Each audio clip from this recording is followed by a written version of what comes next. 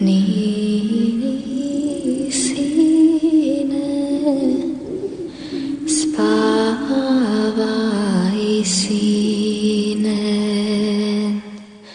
Sante prevario.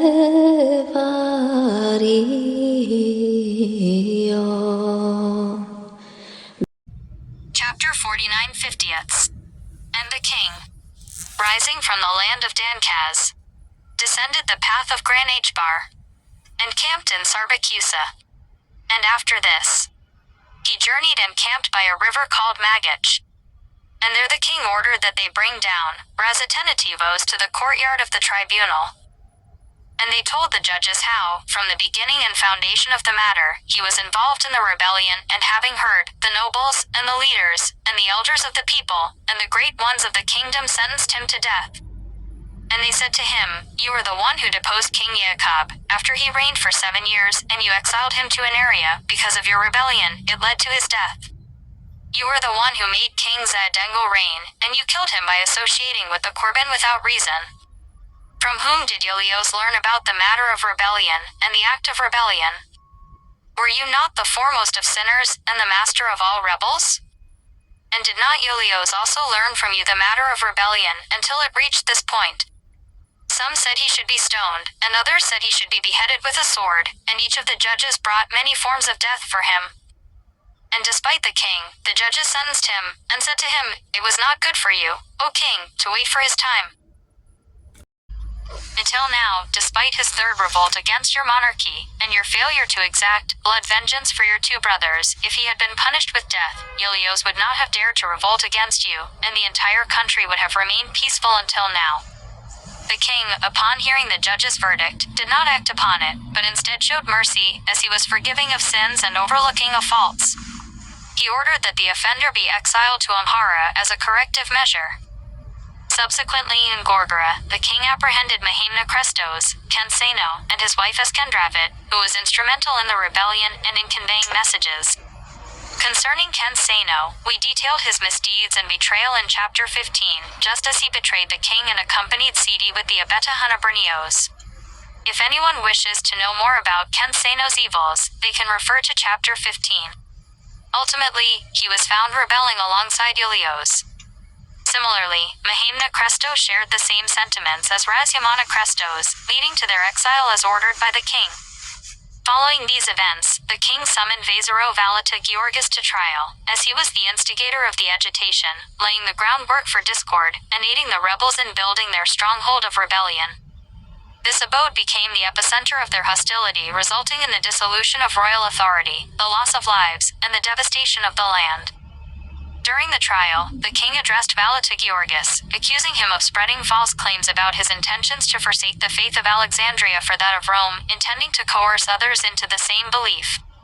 Upon hearing this accusation, Valata Georgis remained silent, unable to refute the allegations. Because in the same courtyard of the trial, there were men to whom she addressed this accusation speech, fearing they might not suspect her.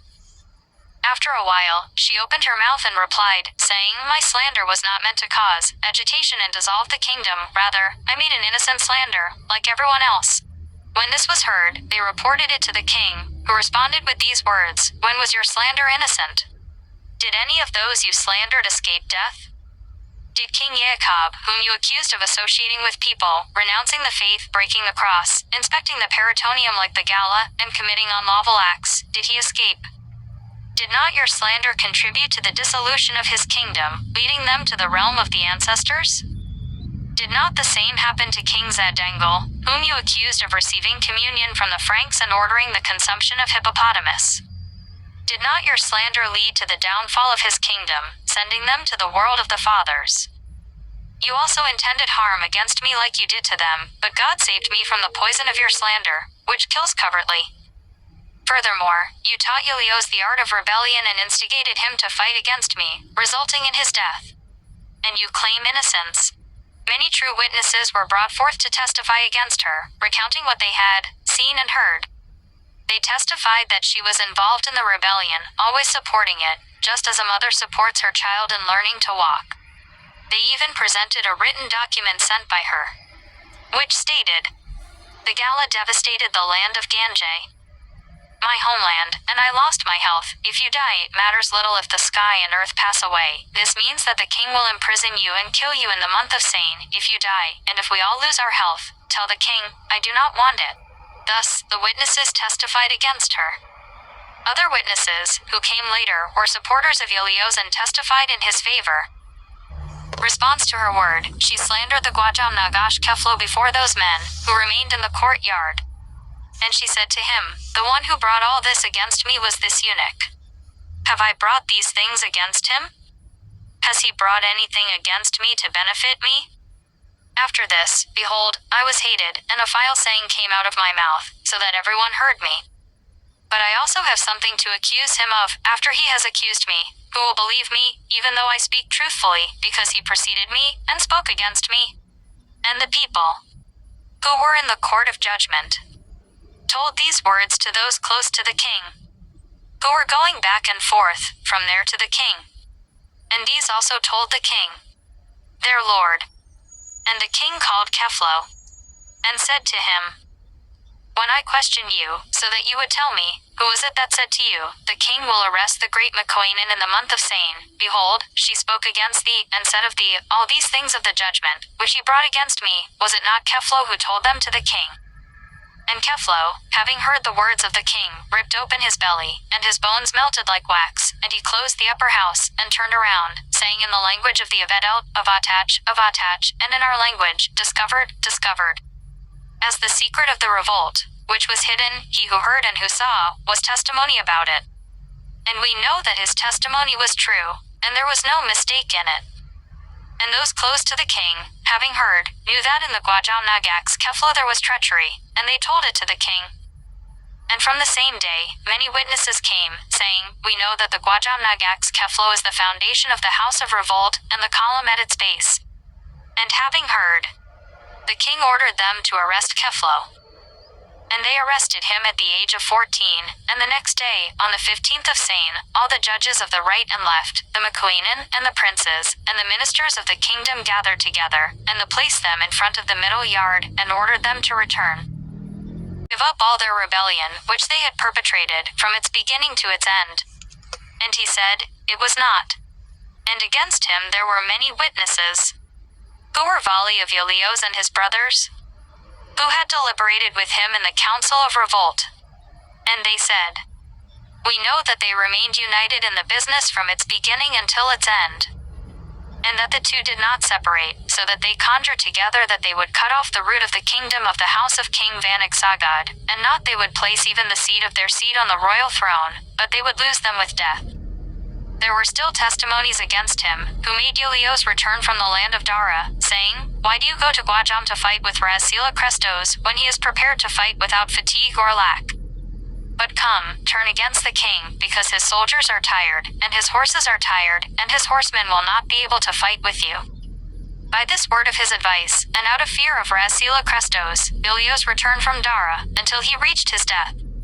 As there were witnesses saying these things, all the judges gave him a cruel death sentence. Just as the prophet said, the death of the sinner will be cruel, and those who hate righteousness will repent, and will have grief at the end of their lives.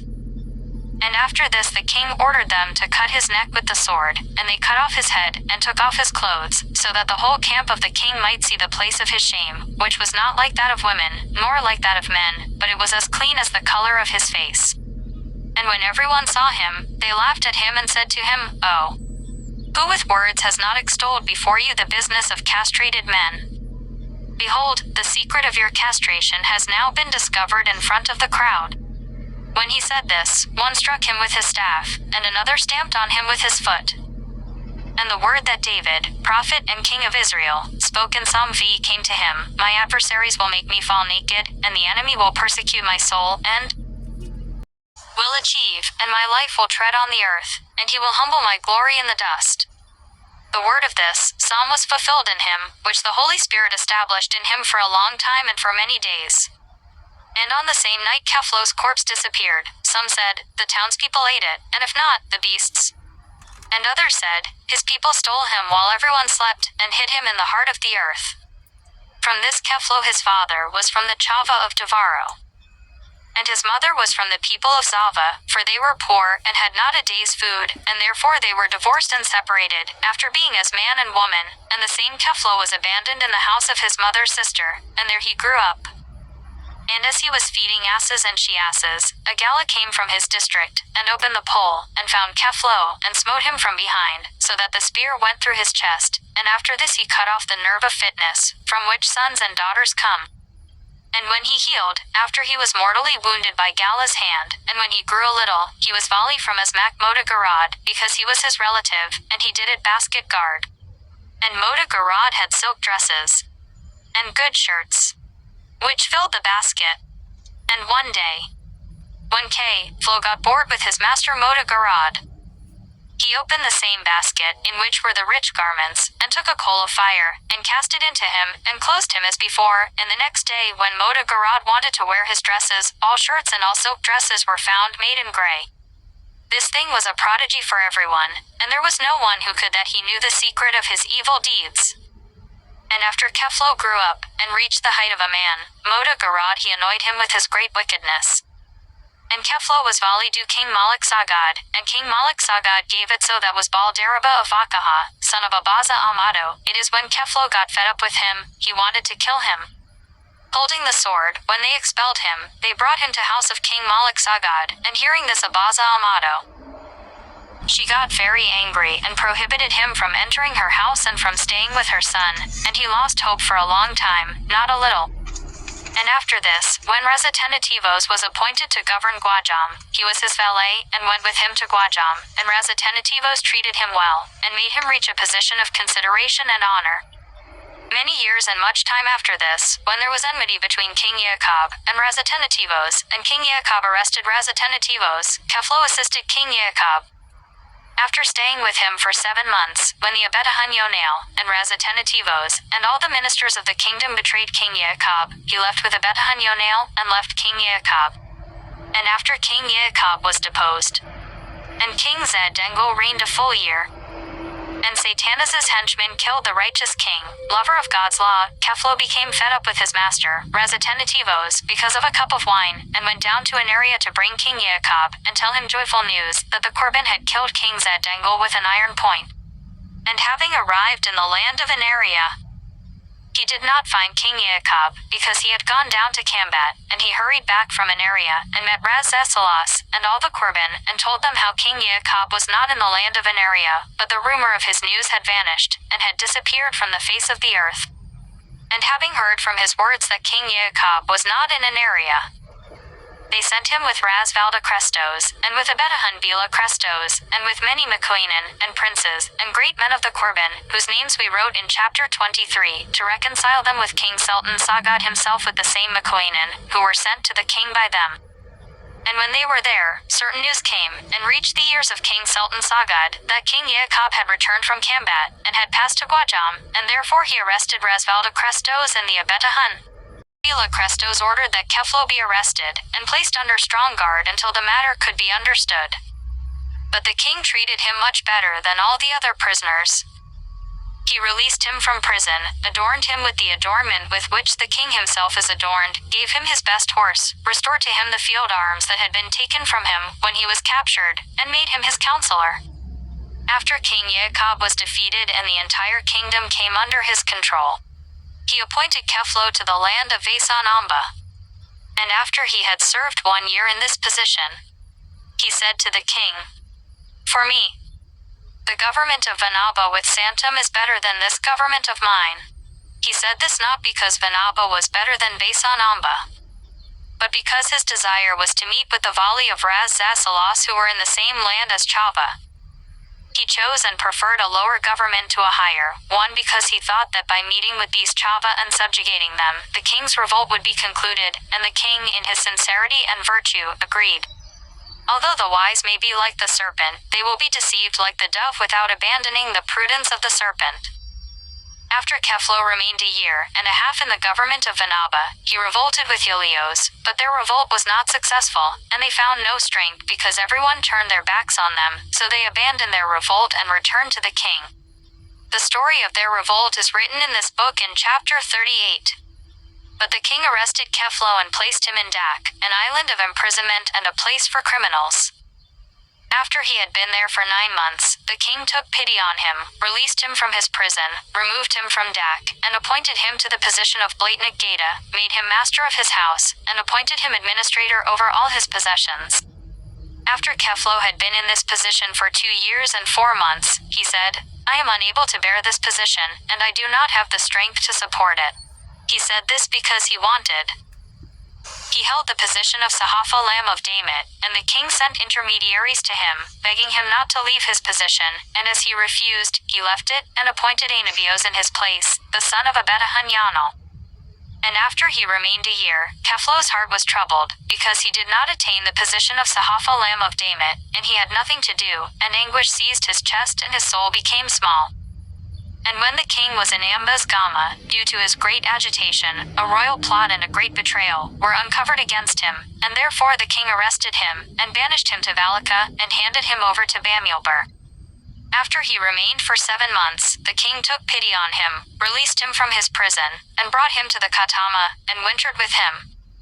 And after this, in the month of Tekempt, when the king was going to Seaman to wage war on Phalasha, Gedian and Varana Taklai, the king appointed Keflo and restored him to his former position. But Kefilo was then harsh with everyone. And he was evil, more bitter than wormwood. And he gathered all the positions of the kingdom into his hand. The position of Tarasemba of Mesax, and the position of Amber, and the position of Cantiba of Dambia, and from the king's order scribe, he took the seal, and there was great agitation, and there was a great outcry, in all the people of the kingdom. And when the king said to him, "Why do you do all these things without measure?" He wept much, because his weeping was close like that of women and children. And after he remained in these deeds for 2 years and 7 months, when he became fat and thick, and when abundance incited him, he was found to be inciting rebellion with Ilios, and he was killed by the sword on the 15th of the month of Sane, the 40th day after Ilios died.